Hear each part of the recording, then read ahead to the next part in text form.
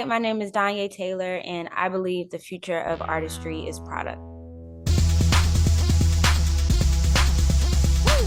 What's going on, everybody? Welcome back to Tools for Time Traveling, the podcast equipping creatives to build the future today.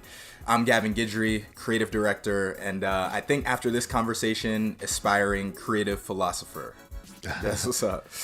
Hey, what's going on, y'all? Desmond Dickerson, futurist and strategist and consultant, and super excited for the conversation today.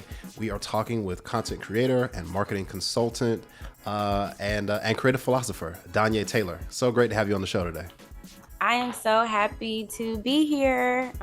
This is actually, I get so many interview requests, and I always look at the branding of the podcast that's asking me. I'm like, is this going to match my aesthetic? And I saw the Kid Cudi reference, the Man on the Moon reference. Huge Kid Cudi fan. I'm like, okay, they know something. They know what's going on. So Yeah. shout out to y'all, and I'm really excited to chat. And hopefully, whoever's watching this, listening, after you look at the world a little bit differently. Yes, that is the goal, and it means a lot to me for the branding reference. Also, a huge Kid Cudi fan. We could record a separate podcast episode just about that. But yeah, I'm glad you noticed the reference. Awesome. Yeah. Well, I mean, let's jump in. I think we'll get into your background and some of the work that you're doing right now. Such an interesting background. I want to hear a lot more about it. But first, want to just dive in a little bit to your future statement. You say the future of artistry is product. I feel like those two things, maybe people don't connect them in their minds right away. So would love to get more into that. But before we do that, can you just tell the audience who you are and sort of like what makes you qualified to make that statement? Okay, first of all, I am a creative through and through. Like, a lot of people say that they are creatives, but they don't really live creative lifestyles. I think my lifestyle really reflects the type of creative I am, the way that I dress, the clothes that I eat, the people that I hang around, the events that I go to. Everything is done with a high level of intent to get some type of inspiration from that, so I can learn and reformat that, whether that is through my audience, through some type of blog or newsletter, or maybe I'm speaking on a panel, but I'm just always in the flow of learning more and being inspired. So that's one. And I think the second part that makes me really qualified for that statement is the fact that I just launched my brand Nuclei at the top of this year, which is a product-based brand. And I did that with no product experience. I did not have any investors. I did not have any mentors. It was really one of those things where it was like, I know that this is the future, and I need to just get it the way that I need to get it right now. And sometimes you wait on people to believe in your idea first, or for people to fund it. I really just buckled down and really got really strategic on how I wanted to present myself to the world. And I dived into the world of product. I had to do everything from scratch. So yeah, and I made it. Things are moving, working on my second product now. So, and the product did extremely well. I would say, from a business standpoint, with my audience size.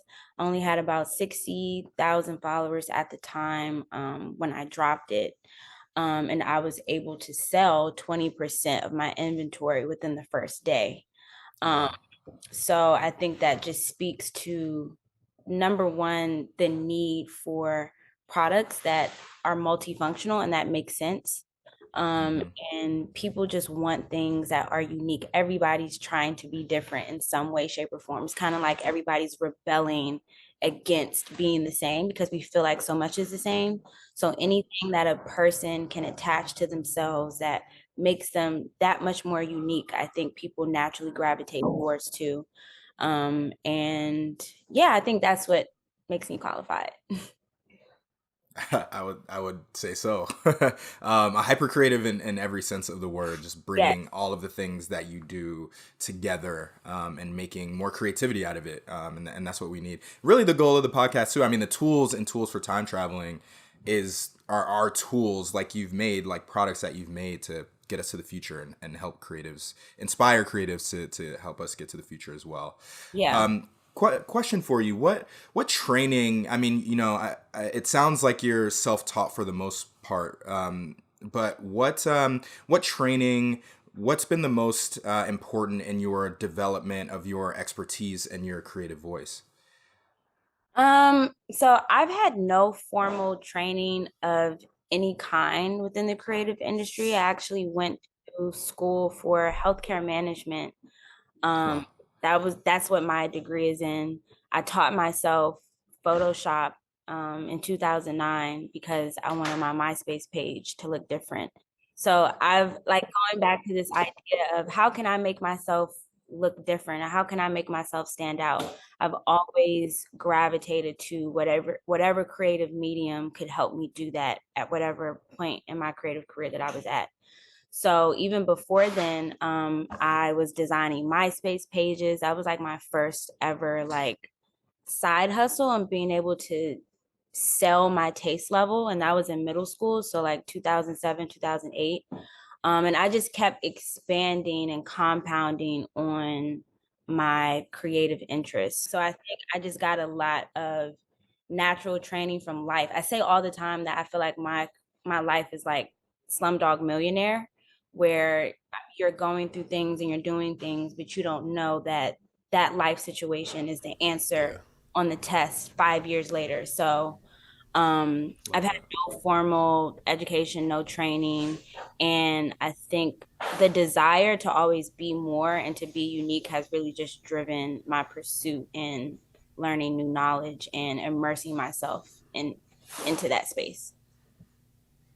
It's so funny how many people's like we talk about villain origin stories, but hero origin stories is MySpace. Like, yo, people learn Yeah. the code there, they learn their graphic design there. Like that Yeah. was really it Totally. sparked something. Hearing that you are mostly self-taught, I think a lot of creatives can identify with that. So, who are the people in your field, in your like around you, peers or role models that are sort of like the most creative that you're drawing inspiration from, and why? Okay, number one, my best friend Alamede. She's the CEO of Topicals. It's the number one skincare brand in Sephora. She kind of flipped the entire beauty industry on its head. She was the youngest Black woman to raise the amount of money that she did from VC firms to start this beauty company, which 4 or 5 years ago, that was an unheard thing. And then I would say my boyfriend, and we're not really like, well, I don't know. We just don't really post that much, but you all may know who he is. He's an artist. His name is Smino. Um, Oh wow, and he is definitely.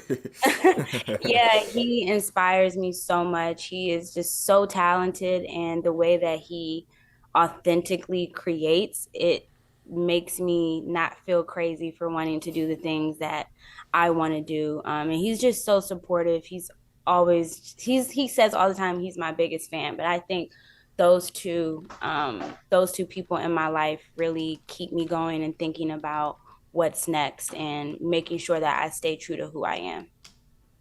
That's awesome. And Yo, no surprise, it's hard for me to get into new artists these days, but like Smino is not, new, but like Smino is definitely one of the more contemporary folks, and I'm like, he's got Yeah, his new it. shit, I'm like every day, I'm like, babe, drop all of this. His catalog is it's insane. Yeah.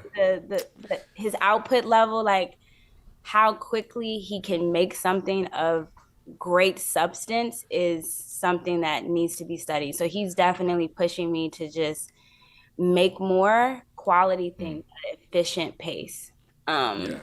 so yeah, those two That's people dope. for sure.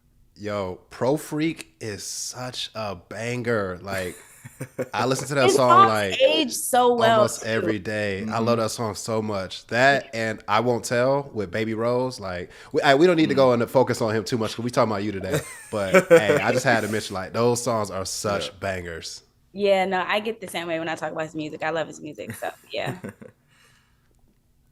All right, cool. Well, I mean, that's a fantastic circle to have around you where it's, it's friend, it's community, it's partner. So it's like immersed, everywhere you're Yeah. going, throughout your day. You don't even have to seek it out. It's just a part of the fabric of your day. And that brings us to this next question. I know you've mentioned this in other interviews before, but let's just kind of crystallize it here. For anyone who's followed you before, or just curious, how would you describe your creative ethos or your creative philosophy? I would describe it as something that is extremely intrinsic and intimate. I think so much of the lens, or so many people look at creativity through the lens of this external thing. Like, how do other people see me, or what do other people think about this? And I think the true artists of this day and the ones that will really last and create art that will be timeless are the people that are making things based off of what it is that they actually love. And it sounds so much easier said than done, but we live in a world right now where not a lot of people have time to do what it is that they love. And I think for a lot of people living in this capitalistic society, you don't have that much time to really figure out what it is that you love. You Yeah. just are trying to figure out what works. And I think that's what we're seeing a lot of right now. So that's kind of my overall philosophy on creativity is it's intrinsic and it's very intimate. And it sounds a lot easier said than done, but it's hard to get to like the top of the creative hierarchy pyramid, be able to really create something that you take pride in, you're comfortable with putting out into the world, and it's also adding something and not just making noise. Yeah. I love that, kind of like an inside out thing. And I think that's why people are so drawn to you, because you put so much of yourself in your creativity. Yeah.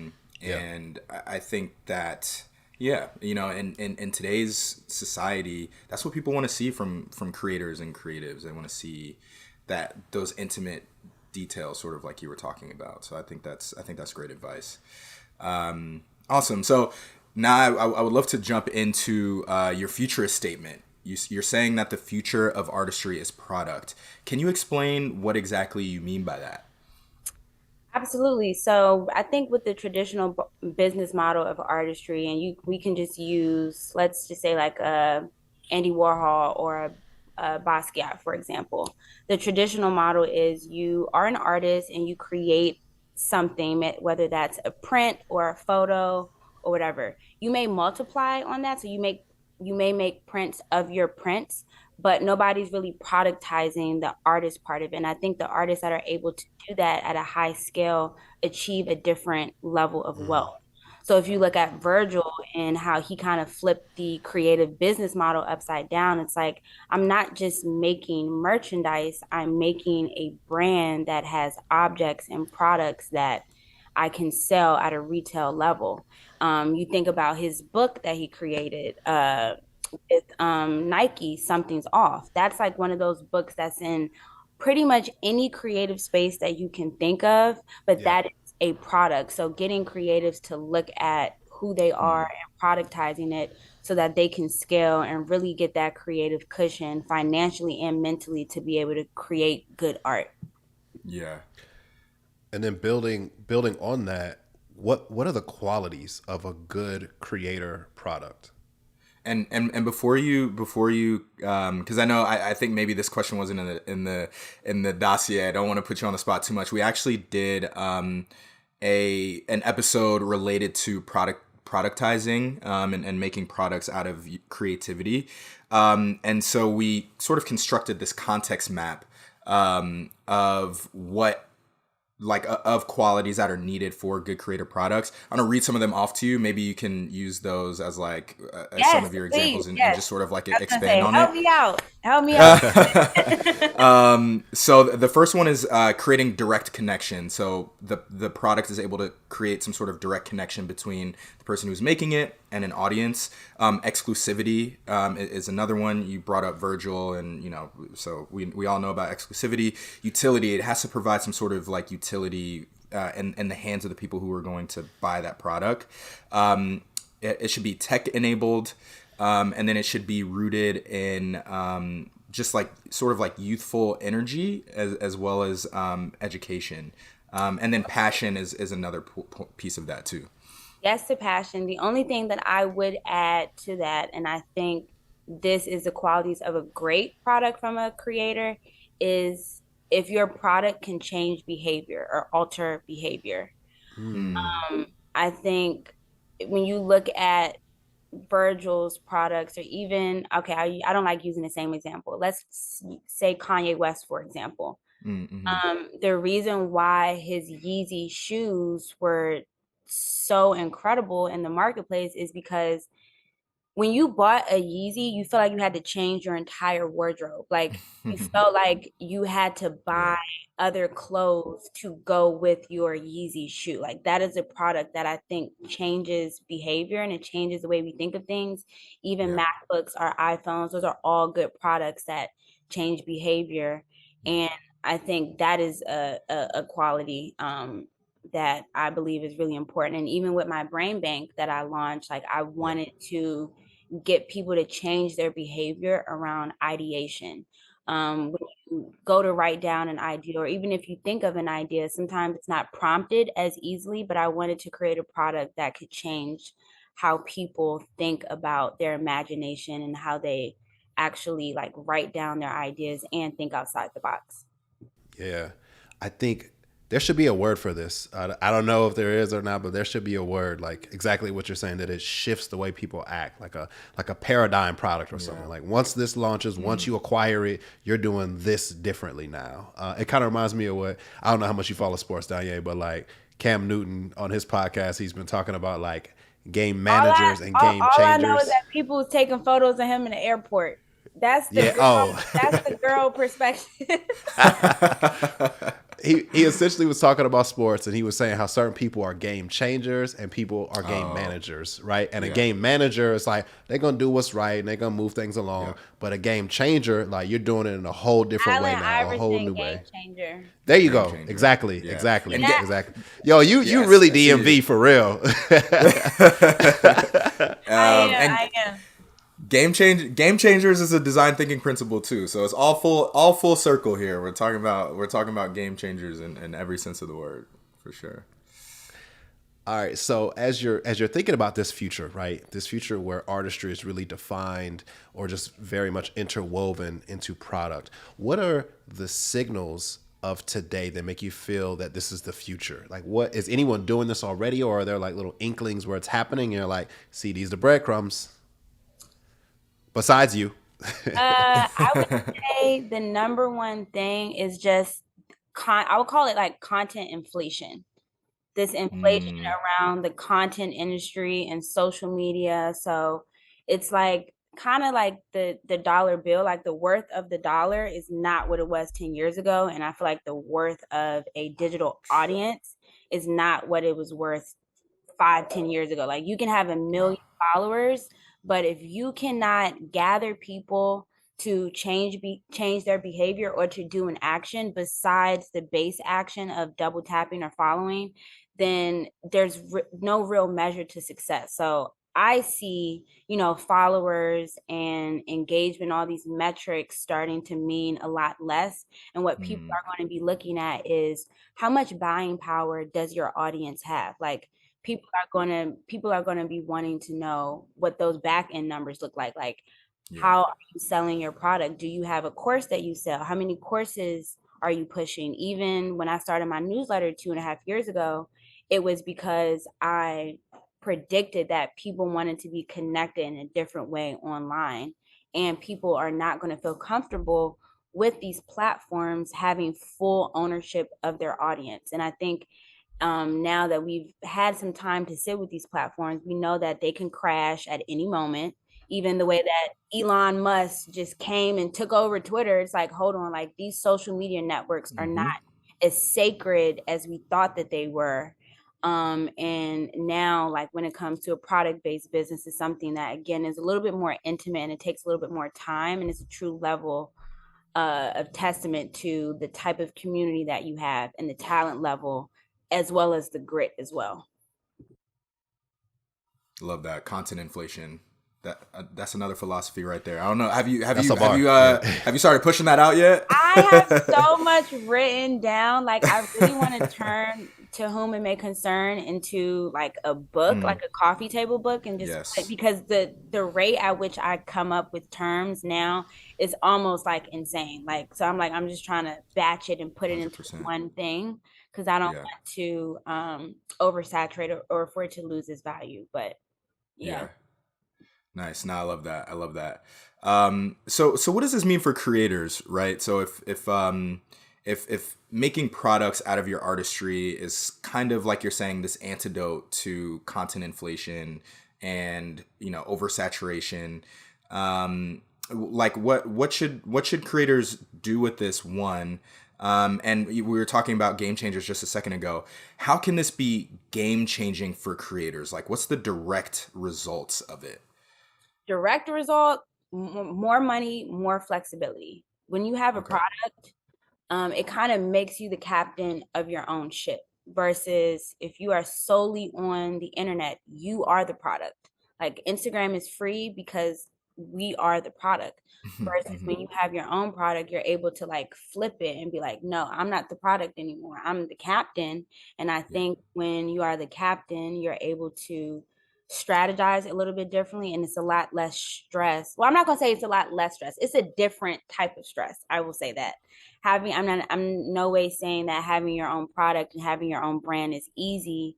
But I do think that it gives you more flexibility as a creator, especially if you want your lifestyle and your entire aura to just be creative. If you're okay with, having a side hustle here and there and getting creativity in bits and pieces, then that's fine. I don't think you need a product. But if you Mm. want to be like full blown entrepreneur, live a creative Yeah. lifestyle, not have to clock in, not have to listen to anybody, you need to have a product going into this next wave. I love that. What are the, if I can just ask a follow up to that, what are the direct results of creators being able to live a creative lifestyle like you are sort of talking about right now? I think when you live a creative lifestyle, you're happier. I think creativity is directly correlated to joy and happiness and mental health. So that's kind of like my worldview on it and why I try to infuse so much creativity into everything that I do, because I do think when you're able to express yourself really accurately from a creative perspective, it makes you feel good. It makes you feel like you've arrived at this place because it's really, really, really hard to do. And I think that's why people that do it so well and authentically are so inspiring because it's like, wow, you did it your own way. Like even Zendaya, like I love her Mm. so much. I love how she's not even on Instagram right now. Everybody that's talking about her, all the press that she's getting right now is from other people talking about her. And I think that's just a testament of, what real talent and stardom is. And you can just tell she's in the flow. Like she's in the flow. And when you're in the flow, other people want to add on to that flow. So I would say that's the direct product of creatives living a really creative lifestyle. They're able to just make their own rules and be able to express themselves better and live a happier life. So as we're going down this rabbit hole a little bit more and talking about productization for creatives, someone who's never done it before, hopefully they can look to you for inspiration. Talk to us a little bit more about that.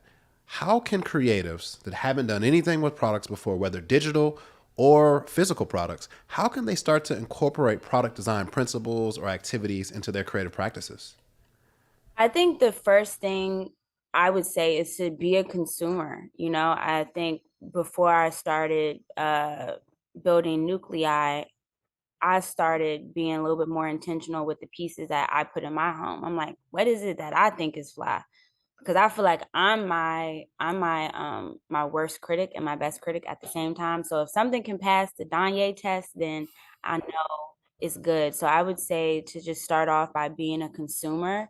Think about what it is that you're naturally drawn to, but don't just stop right there. Try to analyze it from a scientific standpoint and be like, what elements or what traits is it that I'm just naturally drawn to when it comes to products. Then once you get that, you can apply yourself to it and be like, okay, this product has this, but I like this. Maybe if I fuse those two together, then I can make something that's unique to me. So even with my brain bank, I'm always just collecting, like, just, I call it knickknacks and toys, like just stuff that you just put on your coffee table, or you will put on a bookshelf, or like a little trinket. And I was purchasing a lot of those, and I was like, wait a second, like, what would a DonYe knickknack look like that would represent me, and everything that I stand for, that I would put on my coffee table. And I think it's hard to think about something you would make if you are not consuming good art or good product. So that would be the first thing that I would tell somebody to do. I love that.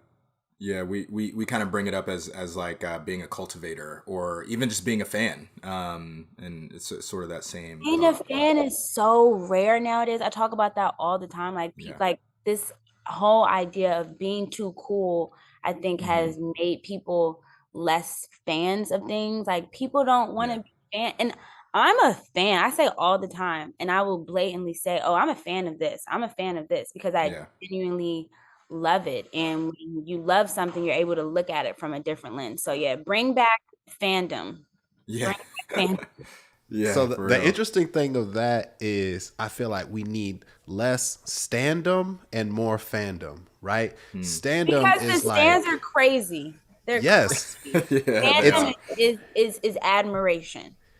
it's Yes. blindly following with the stands. It's like, yo, I don't care what they doing. It's going to be the greatest thing possible. Versus being a fan, you could step back and you could critique. You could say, I like this about it, or I don't like that aspect of it. So I love that you're kind of leaning into that, and like it's just fun, honestly. Like it's fun for your faves to be out there just like making dope art, whatever the area is. And then related to this, I don't know if y'all follow. I think the guy's his Scott Belsky. He is the founder of Behance, and I think they got acquired by Adobe. But Yeah. he was tweeting, kind of covering this a little bit. When you're a fan, it helps you to like cultivate your taste. So he was like, taste is better than skills Taste. these days. I don't know Yeah. if I fully agree with that, but taste seems more scarce I these days. I I think taste, I would put taste above skill level, Wow. because think about it, like, say me and you, we both have the same skill level, right? Okay. But my taste level is better than yours. Automatically my shit going to be flyer, it's going to look cooler, it's going to gravitate to more people because of Yeah. my taste level. Everybody is looking to elevate their taste level in one way or another. That is why people buy new clothes. Like, taste level dictates everything that you do, where you live, Yep. type of coffee you Yeah. drink, your phone. So in the age of consume, I mean, if you're looking at it from a consumerism perspective, Yeah. taste level is more Yeah. valuable than skill. And Yeah. and I'm just gonna build on that a little bit because I would say I have to agree. Des and I talk a lot about curation, and how I'm working on a little piece right now. How curation is the new creation, and that the content inflation principle that you brought up before, people don't have time to be consuming all these brand new pieces of content and creativity. So it's the taste level of curators that are able to say, let me grab this, let me grab that. I like this, I like that. Put it together, create something new for an audience, that, was better, is going to be better than somebody trying to make something brand new in that same Yeah. vein. I, So I I would have to agree. actually, I actually follow, and I call them taste maker pages. And I wouldn't really put them in the blog category or the media outlet category. I put them in the taste level category because everything that they post, it elevates your taste. So I love Yeah. Outlander magazine. Not sure if you guys know about Outlander. Um, Don't. I love what it is that they post, it because it's everything that you would think would just take your mind from point A to point B, or expose you to something new that you've never seen before, or get you to look at something that maybe you have seen before, but in a Yeah. different way. So yeah, I love following taste level pages. Yeah, Love absolutely. that. Gab, what was the one you was talking about yesterday? The graphic design one? Oh, it's nice that is probably Yeah. my favorite design site.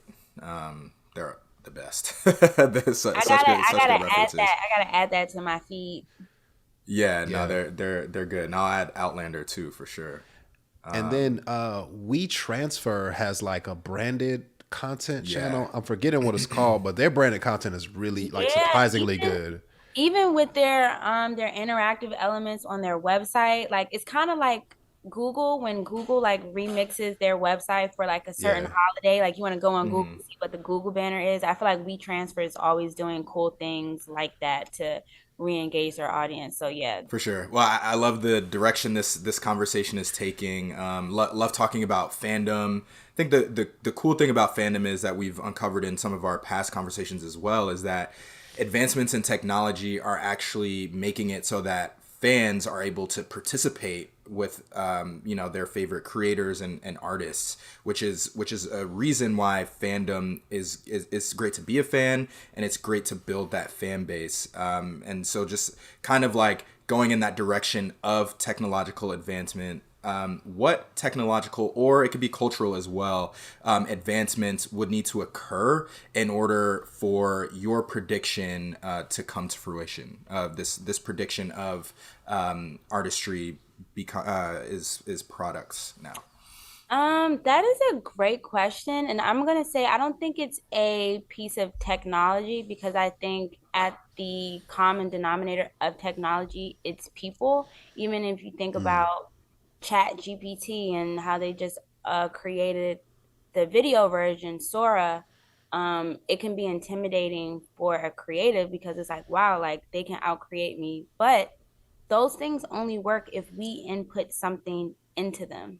So I think what's going to be needed in the future is just really, really big ideas and being able to communicate and condense your idea to the most like Yeah. simplest form in order to get the output that you're looking for. Because now even with Chat GPT, it can generate a lot, but if you're not putting in the right information, you're going to get something that you're not happy with. So I think if we can promote this idea of thinking bigger and connecting imagination to intelligence, I think it'll give a lot of creatives the confidence to go into this digital age to be like, you know what, I'm suited and booted. Like y'all not about to get me out of a Yeah. job because my value lies within my imagination, and these products and these technologies only work if we use them. Yeah. I'd love to hear you talk a little bit more about that connection of imagination and intelligence. I can tell that's something you're like really passionate about. Like, how should we be thinking about that as creatives? I was somebody that never really considered myself a creative person up until like 2 or 3 years ago because I did not have a physical medium that I could create with. So I don't know how to sing. I don't know how to DJ. I'm not a photographer. I'm not a painter. Like, I don't have a physical medium that can express that I'm an artist or I'm a creative outside of the way that I look at the world and my perspective and my imagination. So, and once I tapped into that, it actually made me realize, wow, like being smart is actually an art form. Like being able to think through things critically and imagine the world in a different way is an art form. And I think if we promote that, the more people would identify themselves as creatives because everybody has a brain, everybody has a mind, everybody thinks through things. But if we are constantly connecting creativity to the basic art forms that have been around forever, then we will never grow. So that's why I'm really big on this whole thing about intelligence being connected to imagination. Okay, so let's say all of these things happen. Artists and creatives are thinking bigger. They're turning their creativity into products.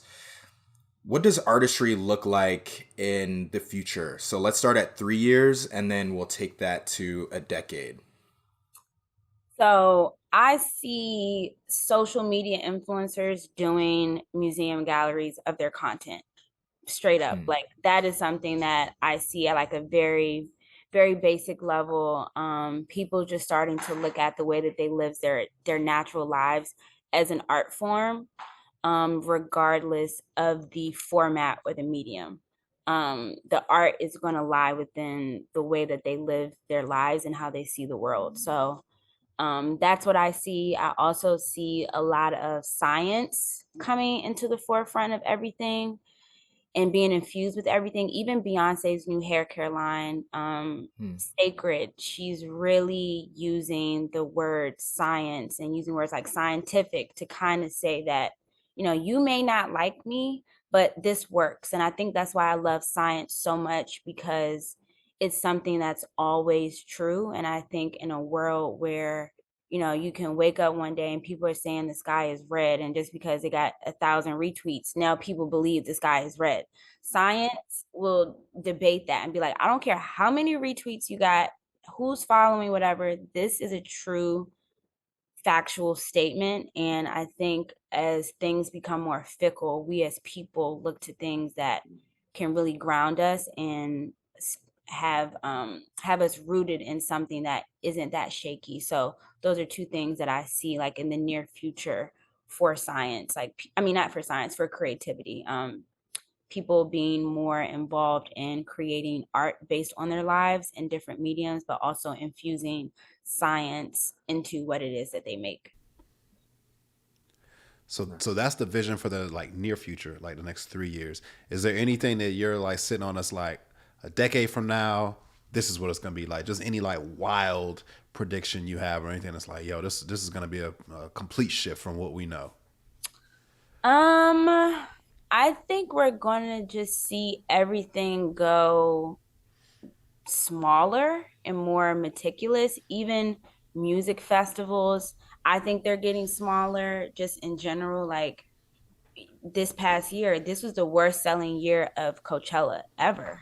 And I think number one is because of the financial state of the world, but also Yeah. two, this need for intimacy and not being a part of something that everybody else is a part of. Again, like I think people are really going to want to be a part of things that show how unique they are. And even with the Sphere in Las Vegas, that venue getting built, that is a very, very small, intimate venue that they're putting a lot of marketing dollars behind to promote it.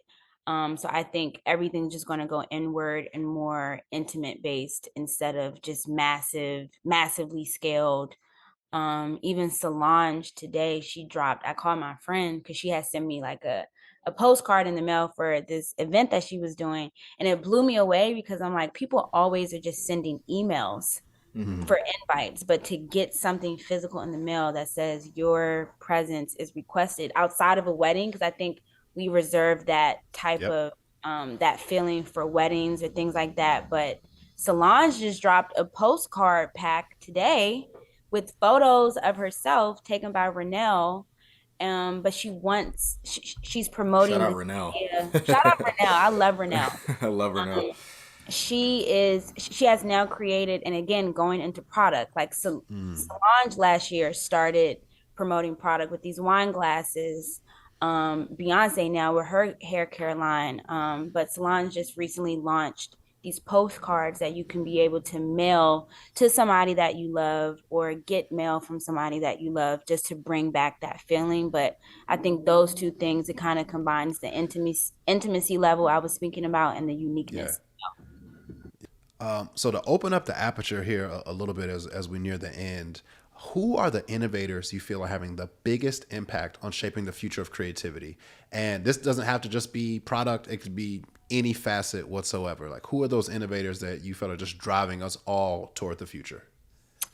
I don't know if they're like an agency or a brand, but Mischief. Yep. Okay. They're a meta label. Okay. That's what I'm saying. I don't even know what they are. Yeah. I don't even know how to like put a stamp on it or a label, but I love their approach to just making shit. They do whatever they want to do, and the messaging behind is always so strong. To me, they're kind of like Banksy, but in the business art world. which I think is a really unique space to be in. I remember they did this installation in Miami for Art Basel where you put your card in to this ATM and then it ranks you based on the balance in your wallet and it like takes a photo. But Wow.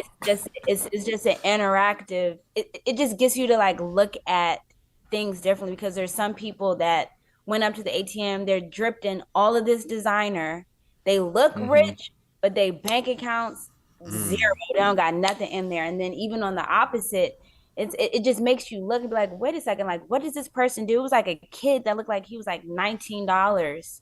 I mean, not $19, 19 years old, and he had like $1 million in his account. So again, like one of those things that just makes you look at the world differently and think about, like when you're walking down the street, your first instinct is probably wrong about what it is that you're thinking about that person.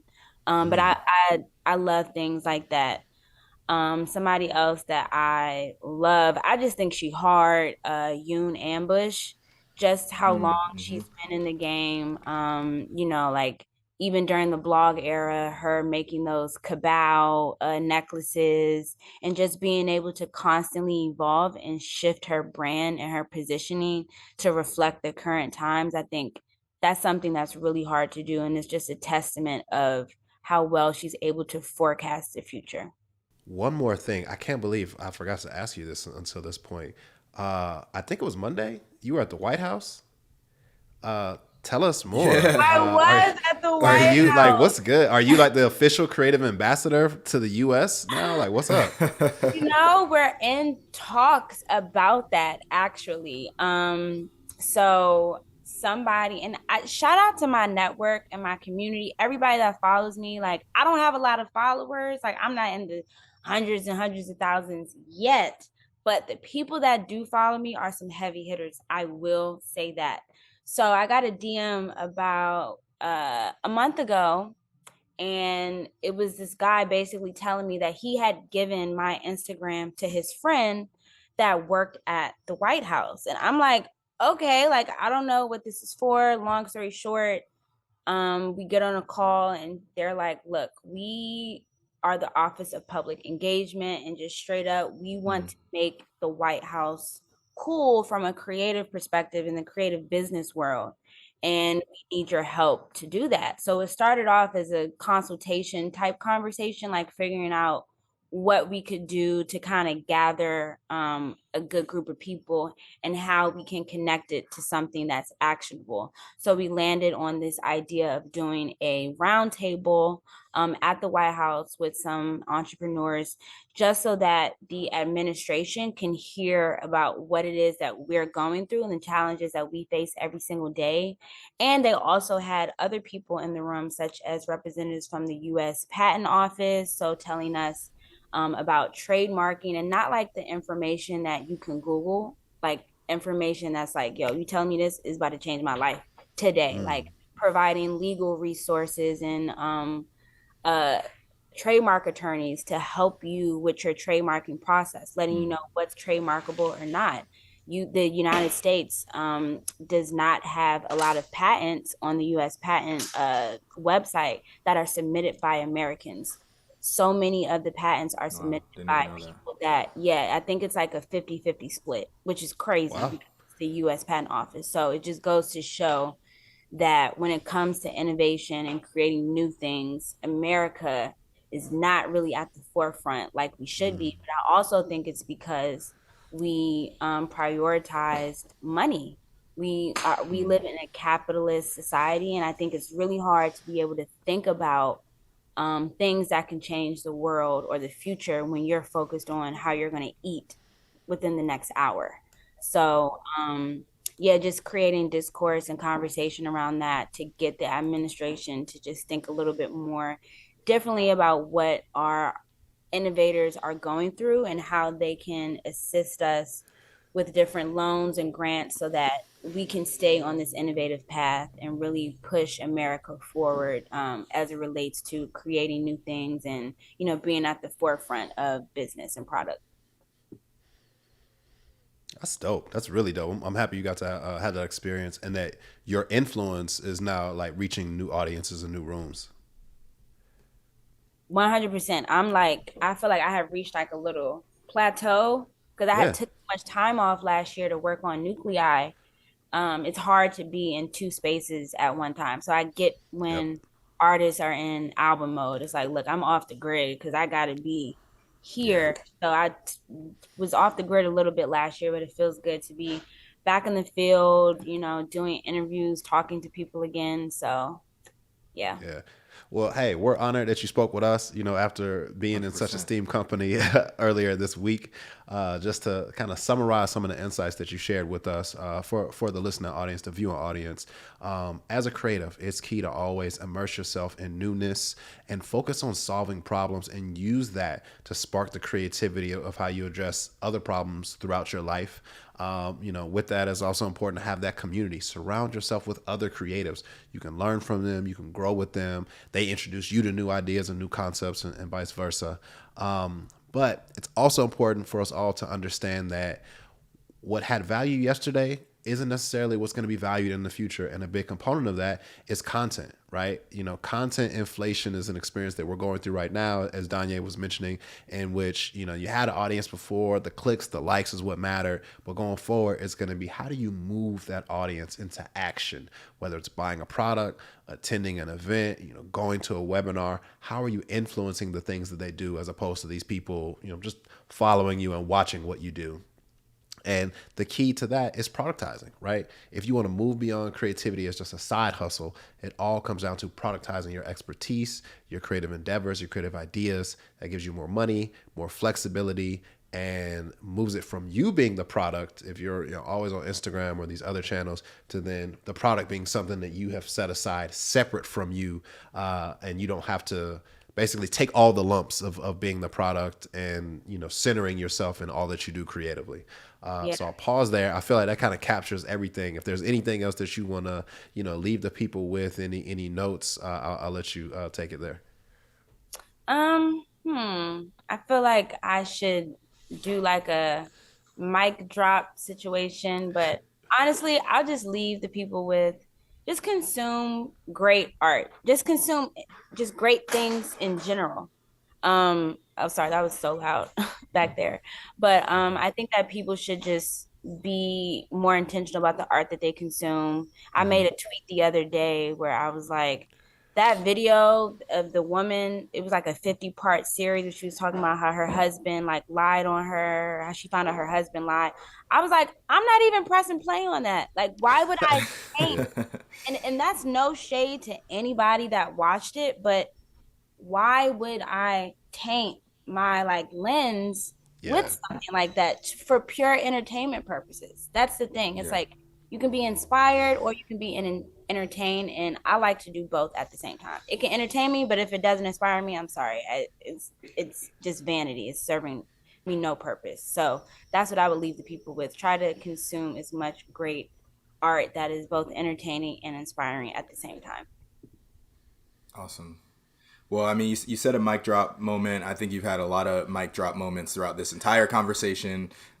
Please let people know what you have going on and where they can find you. You can find me on DonYeTaylor.com, at DonYe Taylor on Instagram, all social media platforms. And to purchase a brain bank of mine, you can find me at yournuclei.com.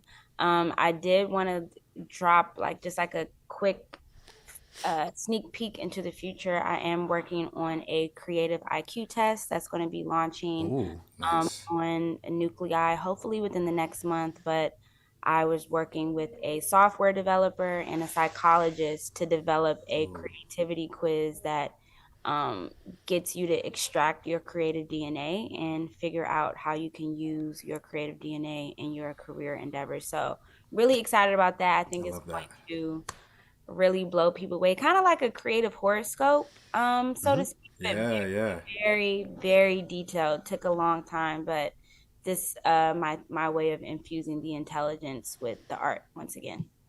Love that. Yeah, I mean, these are the tools that we need, that creatives need to help get us to the future. So again, this has been Tools for Time Traveling. Please like, subscribe, and follow us wherever you're listening to this. And let's gear up to build the future that we want to see. Amazing. Peace. Thank you so much, fellas, for having me.